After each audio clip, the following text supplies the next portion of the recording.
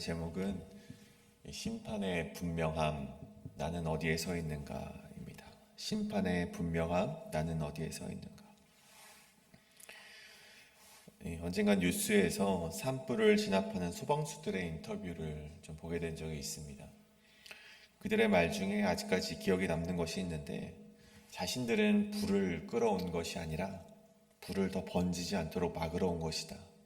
이미 타버린 것은 어쩔 수 없습니다.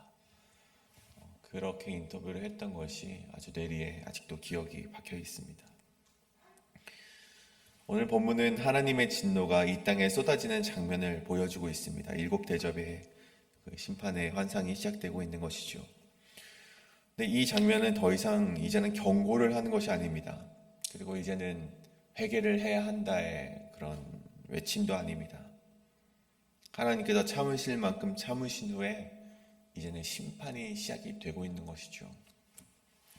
첫째 천사는 이 짐승의 표를 받은 사람에게 악하고 독한 종기를 내림으로 심판이 되어 있고, 또 두 번째 대접, 세 번째 대접을 통해서는 이 바다와 강물이 핏빛으로 변하고, 오늘 나오는 이 넷째 이 대접에서는 이 태양의 뜨거움으로 그들이 타오르는 그런 뜨거움을 태워지는 그런 심판을 경험하게 됩니다. 이 말씀을 보면서 우리는 출애굽기에 하나님의 그 10가지 재앙을 좀 함께 상상을 하게 되는 것 같습니다. 근데 비슷한 하나님의 진노와 비슷한 하나님의 재앙이지만 분명한 차이점은 있습니다. 그때는, 출애굽기 때에는 바로가 돌이키면 됐습니다.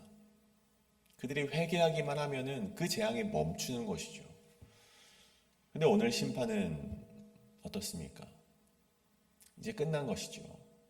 회개의 기회조차 없고 심판이 시작되고 타버린 것은 어쩔 수 없는 것입니다. 죄악이라는 불이 더 번지지 않도록 막아서기 위해서 하나님께서 이제는 끊어내시는 작업을 시작하셨다는 것입니다. 오늘 본문이 바로 그러한 장면이라는 것이죠. 그래서 오늘 우리는 이 말씀을 통해서 하나님께서 얼마나 정확하시고 얼마나 정당하게 심판하시는지, 얼마나 분명하게 심판하시는지를 바라보고, 동시에 회개할 수조차 없는 그 심판의 때가 다가오기 전에 우리가 회개하는 인생이 되어서 이 시대를 살아갈 때 죄 가운데 지지 마시고 하나님과 함께 승리를 소유하게 되시는 저와 여러분이 되시길 간절히 소원합니다. 이 시간 오늘 그 말씀에 따라서 두 가지로 함께 살펴볼 텐데, 오늘 말씀의 첫 번째는 하나님의 진노는 무작위가 아니라 정확하고 정당하다는 것입니다. 하나님의 진노는 무작위가 아니라 정확하고 정당하다. 1절에 보면 하늘에서 큰 음성이 이제 들린다고 합니다. 그러면서 이제 나오는 말이 가서 하나님의 진노의 7대접을 땅에 쏟으라라는 것이죠.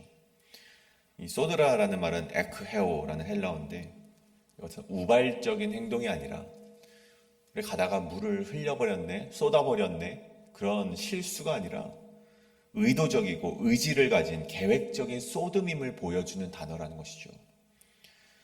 죄악을 보고 분노하셔서 너 오늘 혼나겠어 라고 감정적으로 심판하는 것이 아니라, 하나님의 오늘 이 진노에는 목표가 있고 기준이 있으며 오랜 기간 기다려온 심판임을 보여주고 있다는 것입니다.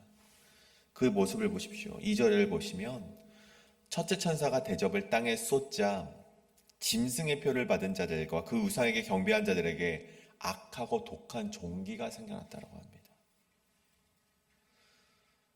이것이 하나님의 계획된 심판이라는 것이 알 수 있는 사실은, 이 심판에는 정확한 타겟이 정해져 있다는 것이죠. 휩쓸려서 착한 사람도, 하나님의 보시기에 선한 사람도 심판할 때 휩쓸려서 함께 심판을 받는 것이 아니라, 이 심판의 이 첫 번째 대접이 쏟아질 때에는 정확한 타겟만 하나님께서 그러한 재앙을 내리시고 있음을 우리가 보게 된다는 것이죠.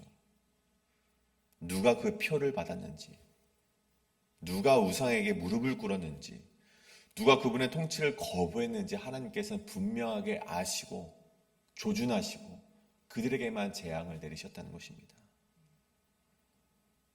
근데 여러분 보십시오. 단순히 대상만 정확한 것이 아닙니다. 오늘 말씀의 3절 이후에 둘째와 셋째 대접을 통해 심판의 이유에 대해서 설명을 하시죠. 3절에 보면 둘째 천사가 이 대접을 바다에 쏟습니다. 그러자 이 바다가 죽은 자의 이 피처럼 변화하게 되고 그 안에 모든 생물이 죽음을 당하게 됩니다.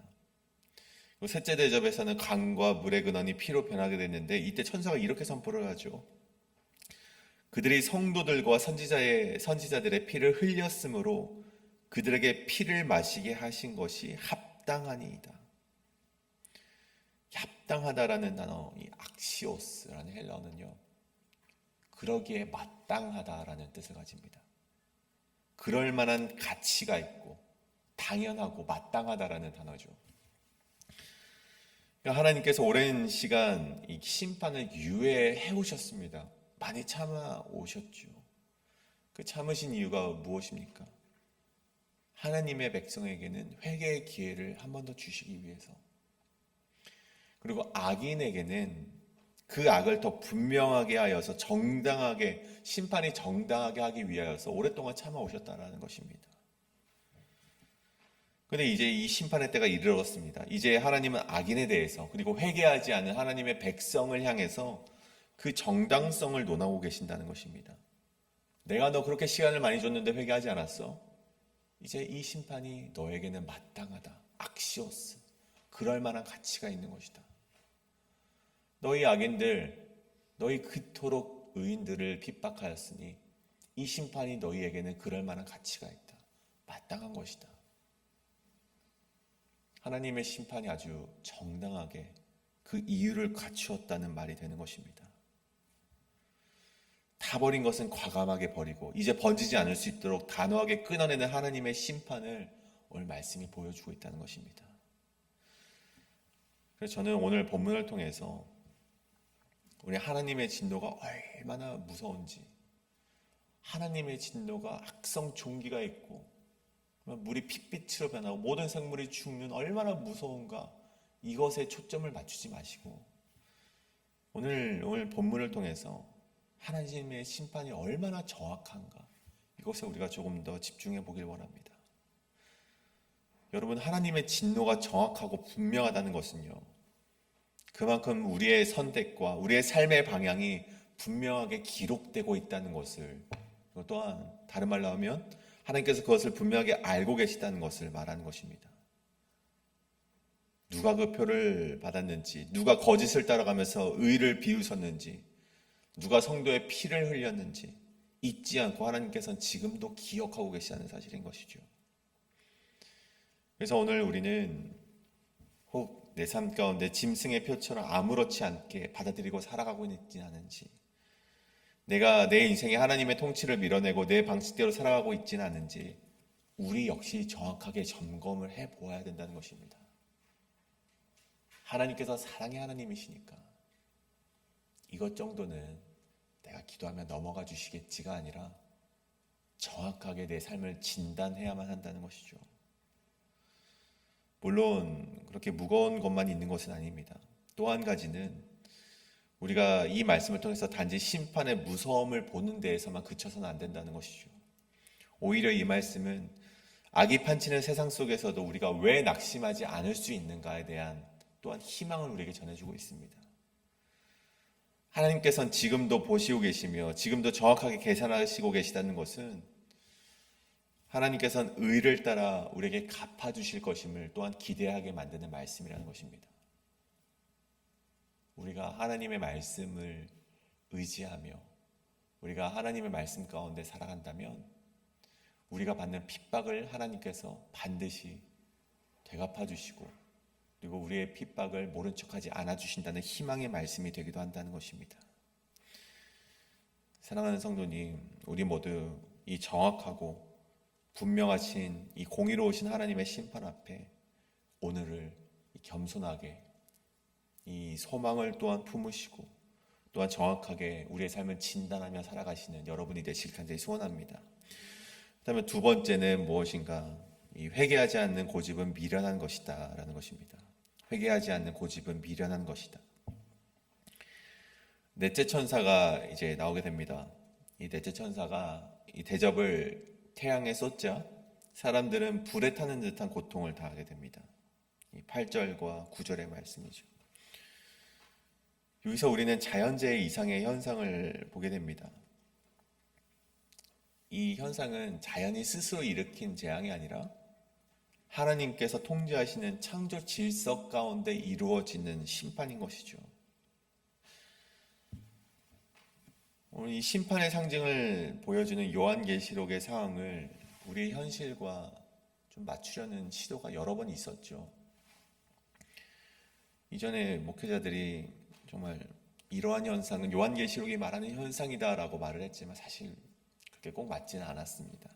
대부분 실패해왔지만 오늘 이 넷째 천사의 대접은 우리가 살아가는 현실과 그럼에도 불구하고 어느 정도 맞닿아 있음을 우리가 보게 된다는 것이죠. 제가 그제 기사를 보니까 현재 한국 이 바다 수온이 이 평균 18.6도라고 합니다. 제가 보았을 때는 막 그렇게 뜨겁지는 않은 것 같은데 여러분 이것이 최근 10년 바다 평균 수온보다 1.3도가 높아진 수치라고 합니다. 아마 2100년까지 4에서 4.5도 정도 올라갈 것을 예상한다고까지 그런 기사에 적혀 있더라고요. 여러분 쉽게 생각해서 우리가 사람의 몸을 좀 예를 들어보길 원합니다. 이 사람의 정상 체온이 보통 36.5도라고 합니다. 근데 여러분 보통 이 1.3도라는 평균이 우리의 몸의 온도가 올라갔을 때 37.8도 정도 우리가 된다고 한번 생각을 해보는 것이죠. 우리가 한 번 그렇게 올라간 것이 아니라 우리가 계속해서 매일 37.8도로 살아간다면 우리가 어떻게 되겠습니까? 몸에 문제가 일어나겠죠. 우리가 그렇게 지속적으로 살아갈 수 없겠죠.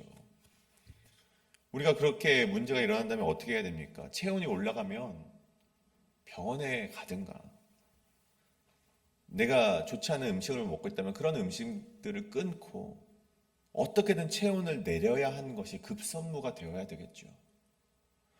바다의 수온이 올라갔다면 수온을 낮추기 위해서 탄소 배출을 적게 한다든가 이 제로 탄소를 이루기 위한 어떤 행위들을 해야만 하겠죠. 근데 여러분 이때 고집 부리면서 괜찮아 안 죽어 이렇게 우리가 고집 부리면서 나간다면 여러분 그 인생은 죽음으로 향하는 인생일 뿐이라는 것입니다. 야, 이만한 죄 지어도 안 죽어. 야, 그거 나중에 좀 회개하면 괜찮아 라고 말하는 인생이라면 여러분 괜찮은 것이 아니라 그는 이미 죽음으로 향하는 인생이라는 것입니다. 여러분 우리는 그러한 사람들을 보면서 미련하다라고 말을 할 줄 알아야 된다는 것이죠. 여러분 오늘 말씀을 보십시오. 해가 사람들을 뜨겁게 태우고 있음에도 불구하고 이 사람들이 하는 행동이 그렇다는 것입니다. 하나님의 이름을 비방하고 회개하지 않았다라고 합니다. 여러분 다섯 번째 천사가 짐승의 왕자의 대접을 쏟았을 때도 마찬가지입니다. 나라가 어두워지고 사람들의 몸이 아프고 종기로 인하여서 고통스러움에도 불구하고 그들이 하는 행동은 야 안 죽어. 마치 그것처럼 하나님을 비방하고 회개하지 않는 인생이었다는 것이죠. 이 정도 고통이라면 무릎을 꿇고 돌아올 법도 한데 계속 고집을 부리는 거예요. 굉장히 미련한 행위라는 것이죠. 여러분 우리의 삶이 엉키고 설키고 잘못되어 감에도 불구하고 왜 회개하지 못합니까? 여러분 성경에서 보면 회개했던 인물들의 세 가지 공통적인 특징이 있습니다. 여러분 그들의 공통적인 특징이 뭐냐? 첫 번째는요, 자신의 죄를 인정했다는 것이죠. 내 죄가 항상 내 앞에 있다며 말한 다윗과 나는 죄인입니다라고 고백했던 세리의 고백과 하늘 아버지께 죄를 지었다 말하는 탕자를 보십시오. 모두 다 자신의 죄를 인정하고 고백했다는 것입니다. 그들의 두 번째 특징은요, 나 자신의 죄를 다른 사람에게 책임 전가하지 않았다는 것이죠. 회개한 사람들은요, 누구 때문에 그랬다라고 자신의 죄를 변명하지 않습니다. 성경의 인물들이 그래요. 변명하지 않았다는 것이죠. 마지막 세 번째는요, 그들이 회개 이후에 하나님의 긍휼함을 보았다는 거예요. 여러분 회개하고 사람들에게 자신이 잘못 살았다고 고백하는 것이 얼마나 자존심 상하는 일입니까? 근데 성경의 인물들은요, 그것에 집중하지 않고 회개 이후에 있는 하나님의 궁휼함을 보았다는 거예요. 회개의 궁극적인 목적은요, 여러분, 용서를 받는 것에 있지 않습니다. 용서를 넘어서 하나님과의 관계 회복이 주된 회개의 목적 아니겠습니까? 여러분, 회개하는 자들이 단순히 사람들이 손가락질할 거를 부끄러워서 하나님과의 관계를 끊겠습니까? 그들은 하나님의 관계를 더욱더 중요하게 여겼기 때문에 회개할 수 있었다라는 것이죠. 근데 여러분, 우리가 왜 회개를 하지 못합니까? 여러분, 이 첫 번째 관문조차 넘지 못하기 때문입니다. 내 죄를 발견해내지도 못하고 나에게 주어진 죄를 인정하려는 첫 번째 관문조차 넘지 못하기 때문에 우리가 회개하지 못하는 인생으로 살아갈 수밖에 없다는 것입니다. 그래서 끊임없이 다른 이들에게서 그 죄악을 묻고, 이를 보십시오.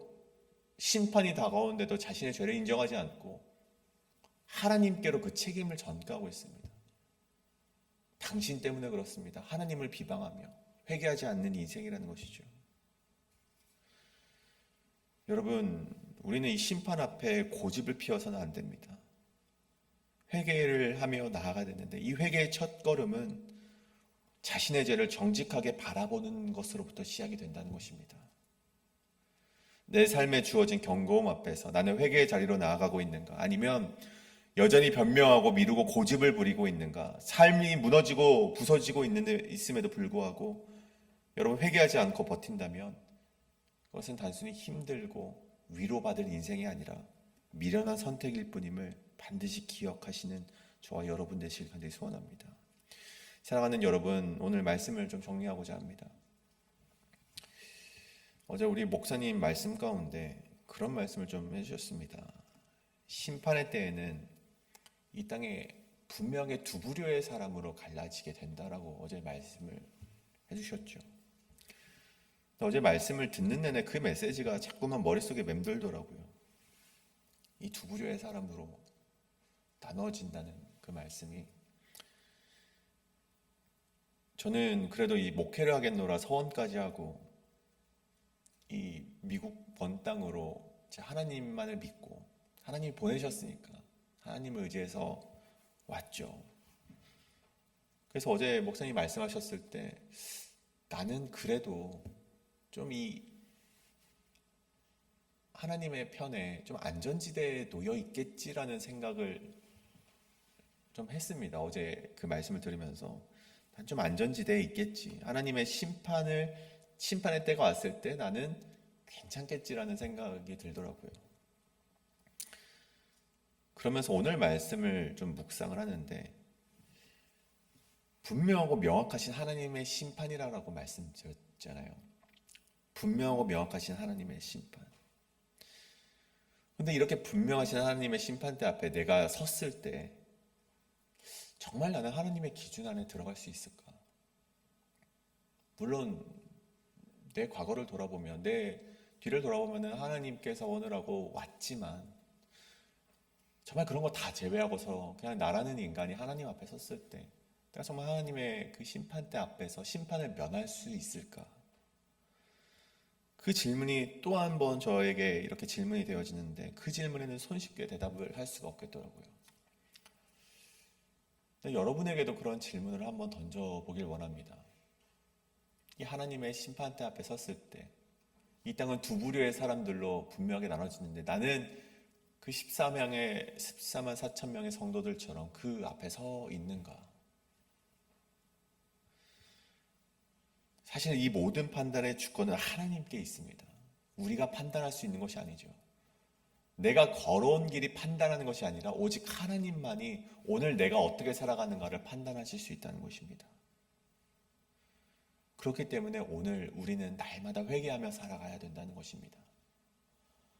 내가 이제껏 어떠한 직분으로 살아왔든지, 내가 이제껏 어떠한 삶을 살아왔든지 사실 그거는 그렇게 중요하지 않은 것 같습니다. 정말 중요한 것은 오늘 내가 하나님의 뜻에 합당하게 살아가고 있는가? 오늘 내가 죄악을 짓지 않고 살아갈 수 있는가? 그것에 우리는 더욱더 집중할 수밖에 없다는 것입니다. 여러분, 분명한 두 부류라는 것은요, 여러분, 기준이 그렇게 높지 않음을 말하는 것입니다. 내가 하나님의 이쪽 편에 서고 싶은데 기준이 높다면은, 우리가 그 기준이 높아서 우리가 심판을 받을 수밖에 없다면 그것은 공의로운 하나님이 아니시겠죠. 이런 분명한 두 부류라는 것은요, 하나님의 편에 설 수 있는 기준이 사실 그리 높지 않다는 것을 말합니다. 그럼 그 기준이 무엇입니까? 여러분, 오늘 열왕기시록 11장, 우리가 앞선에 보았던 11장 18절의 말씀을 보면 이런 말씀이 있죠. 주의 진노가 내려 죽은 자를 심판하시며 종 선지자들과 성도들과 또 작은 자든지 큰 자든지 주의 이름을 경외하는 자들에게 상을 주시겠다라고 말씀하셨습니다. 여러분, 우리가 이쪽 편에 서는 삶이란 주님을 경외하는 삶을 말하는 것입니다. 예수 그리스도의 이름을 붙잡고 그 이름을 두려워하고 그 이름을 존경하는 삶, 그 이름에 따라서 살아가는 삶, 그 삶을 오늘도 끊임없이 살아가기로 다짐하는 자들은 우리가 이쪽 편에 설 수 있다는 것입니다. 누구에게나 열려있지만 사실은 아무나 할 수 없는 그 길이 바로 그 이쪽 편에 서는 길이라는 것이죠. 사랑하는 여러분, 이 심판대 앞에, 분명하고 정확한 심판대 앞에 여러분은 어디에 서 있으시겠습니까? 여러분, 오늘 이 질문 앞에 우리가 함께 기도하실 때, 하나님 아버지, 오늘 내가 작더라도 날마다 하나님 앞에 하나님의 이름을 경외하며 살아가는 그 14만 4천 명의 성도들처럼 살아갈 수 있도록 인도하여 달라고 이 시간에 기도하실 때, 우리가 때로는 어렵고 고통스럽고 고난이 주어지는 인생일지라도 하나님 앞에 날마다 내 자신을 되돌아보며 내가 하나님과 함께 동행하는 자로 살아가게 하여 주시옵소서라고 기도하며 나아가시는 이 시간 되길 간절히 소원합니다. 이 시간에 그 말씀에 따라서 함께 기도하며 나아가시겠습니다.